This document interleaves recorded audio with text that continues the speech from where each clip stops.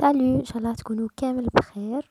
على بالي طولت عليكم. اليوم جيت une nouvelle vidéo وين رايحين نشوفوا إن شاء الله un exercice général يعني تمرين شامل par rapport à la structure bactérienne.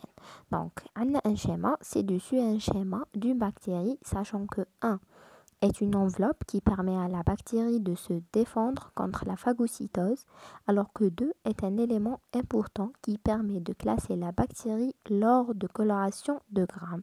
Donc, il y a des indices pour savoir les éléments. À partir du schéma ci-dessus, nous allons répondre à les questions suivantes. Alors, la première question, c'est donner le nom de chaque élément numéroté. Le nom de chaque élément numéroté. 2.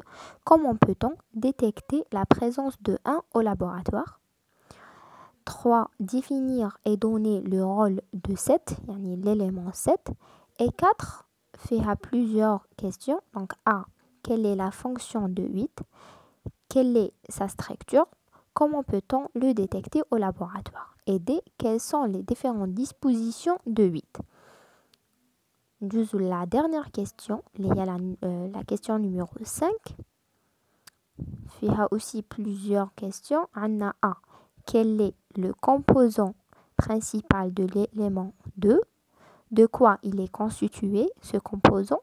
Et comment peut-il différencier les bactéries en deux groupes lors de coloration de grammes? Expliqué à la fin. Donc, باش نجاوبوا على هاد les questions, رايحة نجاوب عليهم oralement. Prenez des notes. Voilà.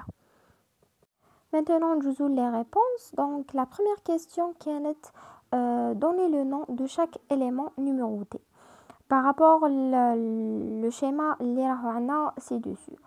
Donc, رايحين نمدلكم oralement وانتوما prenez des notes وإذا بقات لكم يعني عندكم des questions pardon خليوهم لي في les commentaires وراح نجاوبكم. Donc, on a 1 capsule, 2 parois, 3 membranes plasmiques, 4 chromosomes, chromosomes bactériens, 4, 5 cytoplasmes, 6 ribosomes, 7 plasmides et 8 flagelles. هادو هما les éléments numérotés في هاد le schéma. نجوزو la deuxième question maintenant. La deuxième question, comment peut-on détecter la présence de 1 au laboratoire? Ou qui m'a dit 1 هو la capsule. Qui fait comment peut-on détecter la présence de la capsule au laboratoire? C'est par un examen à l'état frais. Donc, on dit un examen à l'état frais à l'encre de Chine. هذه هي la méthode pour détecter la présence de la capsule. Donc, je ne sais pas où vous قريتوها نتوما حطوا لي في les commentaires إذا قريتوها ولا لا. Normalement عندكم في L2. نروحوا la troisième question, il y a comment peut la troisième question c'est définir et donner le rôle de 7. 7 c'est le plasmide et c'est une molécule d'ADN le plus souvent circulaire, constitué d'ADN double brin, c'est-à-dire bicaténaire, extra-chromosomique et capable de la réplication autonome et non essentielle à la survie de la cellule. La question numéro 4. Quelle est la fonction de 8? L'élément 8, flagelle, confère la mobilité à la bactérie. B. Quelle est sa structure? Les flagelles sont des structures rigides. Ils sont constitués d'une structure longue, libre à une extrémité et attachée à la cellule bactérienne. Ils sont composés de sous-unités protéiques, notamment la flagelline. La partie enfouie dans la membrane plasmique est entourée par 2 paires d'anneaux, les corps basal.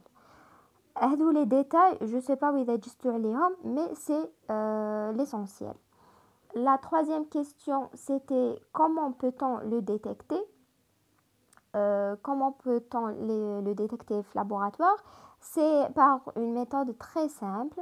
Donc, dire un examen à l'état frais sur une lame ou dire l'observation le microscope. Bien sûr, il y a d'autres méthodes, mais je ne vais pas les détails comme en L2. La quatrième question, donc D, la question 4, quelles sont les différentes dispositions de 8. Donc le flagelle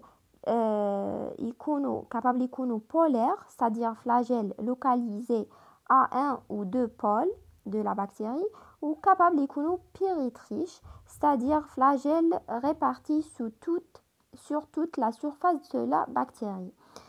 Donc là, capable يكونوا polaire, c'est-à-dire في la bactérie يكونوا في les deux extrémités, في les deux pôles, voilà, في القطبين, soit à gauche ou à droite.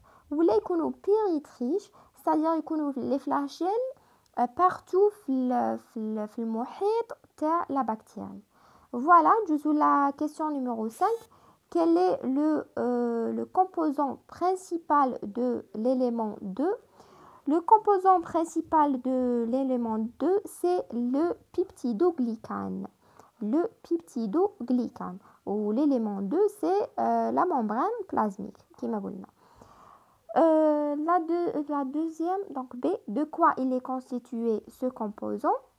تبقى لنا la question B et C نجاوبوا عليها la prochaine fois. نستنى vos réponses في les commentaires ونتلاقاو ان شاء الله في la prochaine vidéo.